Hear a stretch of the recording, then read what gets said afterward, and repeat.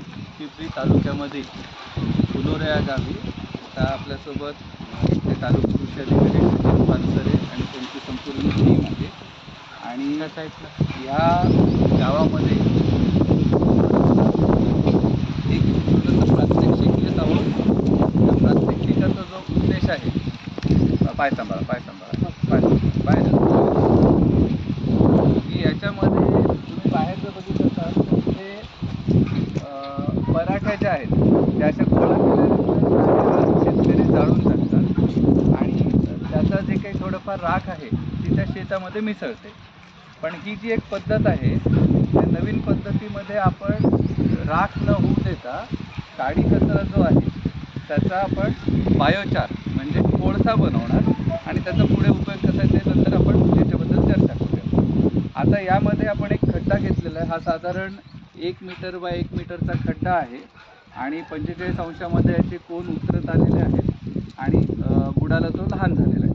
याच्यामध्ये पहिले आपण काडी कचरा जळणारे हे टाकून याच्यामध्ये अग्नी प्रज्वलित केलं आहे. आता हे टाकायचे. कोणत्याही अग्नीशी संबंधित काम करताना आपल्याला सोबत पाण्याच्या बॉटल वगैरे सोबत ठेवलेल्या पाहिजेत. आता यामधून संपूर्ण जो लाकूड पाटा आहे तो जळायला लागेल. हा खड्ड्याच्या आकारामुळे काय झालं,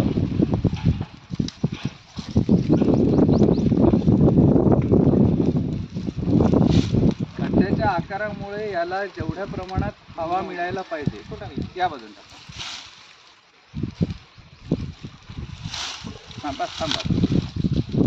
जेवढ्या प्रमाणात हवा मिळायला पाहिजे ती हवा न मिळता कमी ऑक्सिजनमध्ये याचं ज्वलन होणार आहे. आणि हे ज्वलन होऊन जसं होळीची आपली होळी आपण प्रज्वलित करतो, पेटवतो, त्या पद्धतीने हे पेटल्यानंतर याच्यावर एक प्रकारची राख तयार व्हायला लागते. ती राख तयार व्हायला झाल्याच्या स्टेजला आपण त्याच्यामध्ये पाणी शिंपून त्याचं पुढचं जे जळणं आहे ते थांबवणार आणि थांबवल्यानंतर आपल्याला एक प्रकारे कोळसा तयार झालेला मिळणार आहे. आत्ता जर बघितलं तर वरच्या बाजूला त्या राख तयार व्हायला सुरुवात झालेली. पुढचा एक भारा टाका त्यावर, या बाजूने टाका, तिकडे वारं बघून टाका.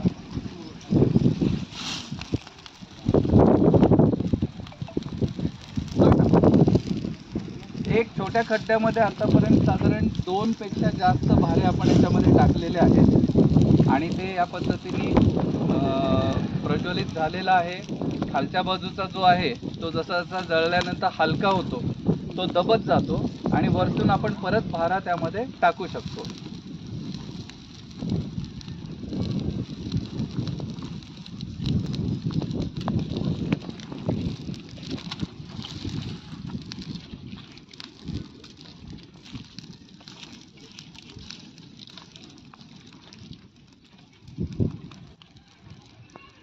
आत्ता आपण एक फक्त प्रात्यक्षिक म्हणून हे करत आहोत, त्यामुळे याचा आपण या 5 मिनिटांनंतर ही स्टेज थांबवूया आणि त्याचा नेमका काय प्रकार झालेला आहे तो आपण पाहूया.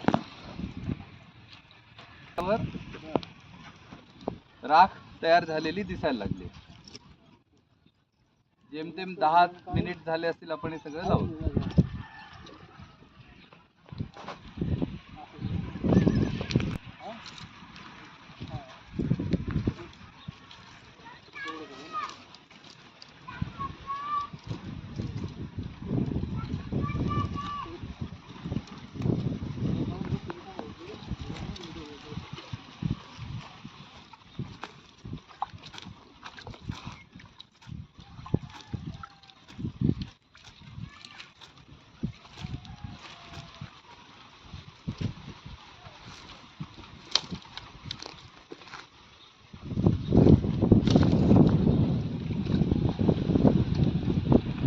हे जर पाहिलं एक 5 मिनिट सुद्धा झाले नाही आपण इथे प्रकार करू आणि याचा आपल्याला एकदम चांगल्या प्रकारचा कोळसा तयार झालेला दिसतो.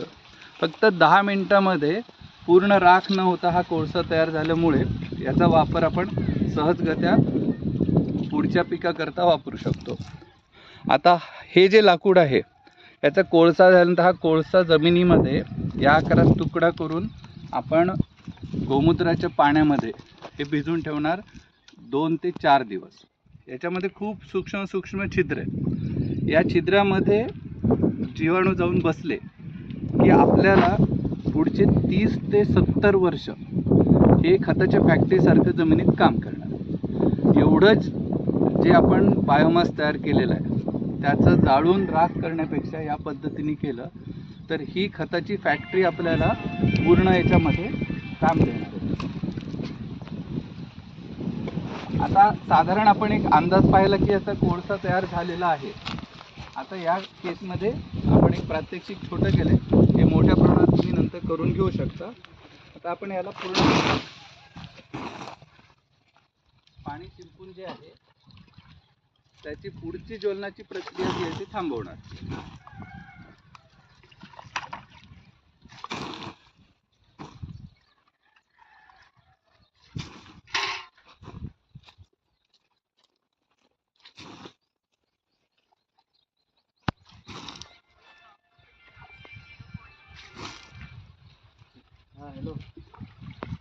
कोळसा तयार झाल्यानंतर जर का याला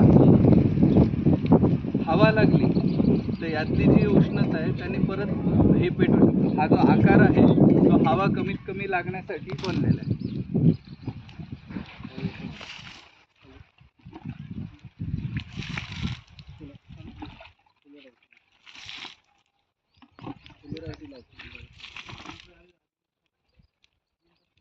थोड्या वेळानंतर ते थंड होऊन जाईल.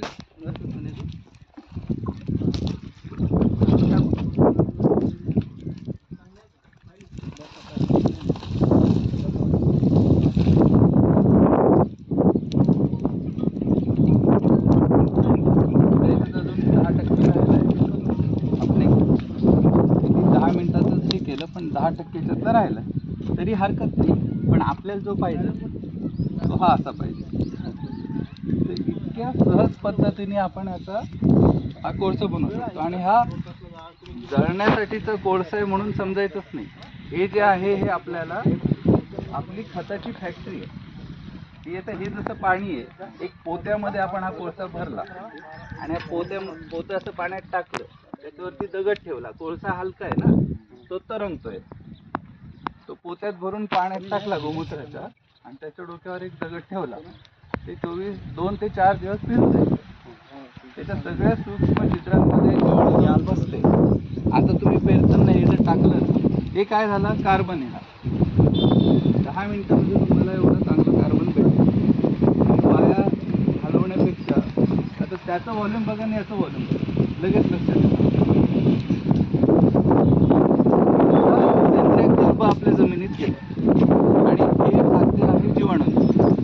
जीवाणू याच्यावर लागले तर शेतामध्ये फॅक्टरी जिवंत राहणार. ही फॅक्टरी तुम्हाला मी नाही सांगत आहे, निकरा नावाची जी संस्था आहे त्यांनी याच्यावर सगळ्या पिकांमध्ये अभ्यास केला. त्यांनी सांगितलं 30 ते 100 वर्ष ही फॅक्टरी तुमच्या शेतात काम करते. तर दरवर्षी आपलं पराठी किंवा जे कोणतं पीक आहे, भाताचं दुसऱ्याचं करता येतं, कोणत्याही पिकाचा अवशेष जो आहे